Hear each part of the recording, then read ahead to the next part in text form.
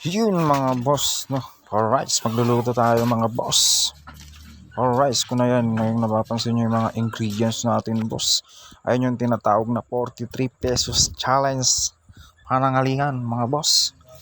Ayan, nagpapainit na nga tayo dyan mga boss ng mantika. Ayan, nilagay na natin yung bawang yasibu at konting luya mga boss, no?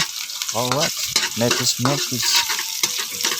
Yan, sundan nyo lang to mga boss. Sa mga nagtitipid, magtanim na kayo ng gulay-gulay mga boss. Alright, nilagyan natin ng Youngstown. Baka naman 28 pesos. Alright, ayan. Talagang pinipiga natin yung mga boss. Alright, para lumabas yung lasa mga boss. Yan, lagay na natin tong papaya. Actually, hindi hinog yan mga boss. Matigas pa yan. Yan ang magandang papaya. Yung medyo manamis-namis konti mga boss. Huwag lang yung sobrang hinog.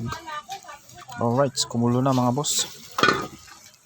Ayun na, konting-konti na lang. Ang katotohanan, ulam na. Naglagay tayo ng konting tubig mga boss. Alright, sara natin ulit mga boss. Ayun na mga boss, kumukulo na mga boss. Lagay na natin itong talong. Alright. Siyempre, mga boss, lalagyan natin itong minekos-mekos nating malunggay mga boss. Yan, lagay na natin para pag kumulo talaga namang mapiga yung sustansya ng malunggay mga boss. Alright, nilagyan natin ng konting asin.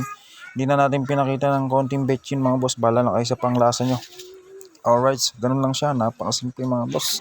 Meron tayong panangalian mga boss. Alright, yan na nga. Titaste na natin mga boss. Let's taste. Alright, yan. Ay, napakasarap boss. Woo! Ayan mga boss, oh. Kitang-kita nyo yung ulam natin pangalian. Yung makikita nyo yung gilid. Talagang makikita nyo kung nakakatakam talaga mga boss kain. Wow!